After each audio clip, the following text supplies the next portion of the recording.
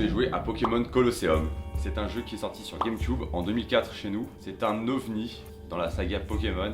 On commence le jeu en incarnant un membre de la team des méchants. On les a trahis, on s'échappe et donc on ne joue pas un débutant qui commence à peine. Nous avons non pas un starter comme à chaque fois dans les jeux classiques, mais là on commence avec Noctali et Mantali. Pourquoi ? Le jeu a un côté un peu plus sombre et un peu plus mature, c'est pas non plus Dark Souls, on se calme, mais ça reste quand même un peu plus sombre que les jeux de base, on va dire, les classiques sur Nintendo DS. On ne peut pas capturer de Pokémon sauvages, parce qu'il n'y a pas de Pokémon sauvages. On peut seulement capturer les Pokémon obscurs des différents dresseurs qu'on va affronter pour ensuite les purifier.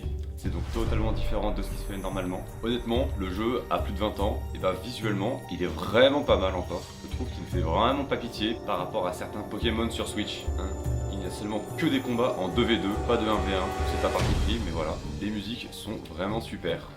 Vraiment, il y a énormément de musiques qui sont vraiment très bien et qui collent à l'ambiance même de chaque ville ou différente. Il y a malgré tout ça quelques petits défauts, notamment le nombre de Pokémon que l'on peut capturer.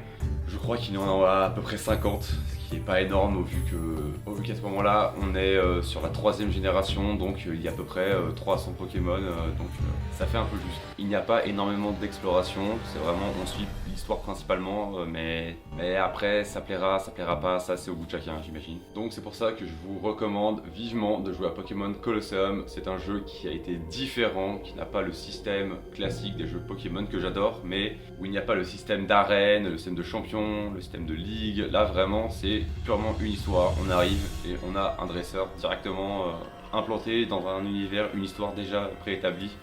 Donc je vous le conseille tous.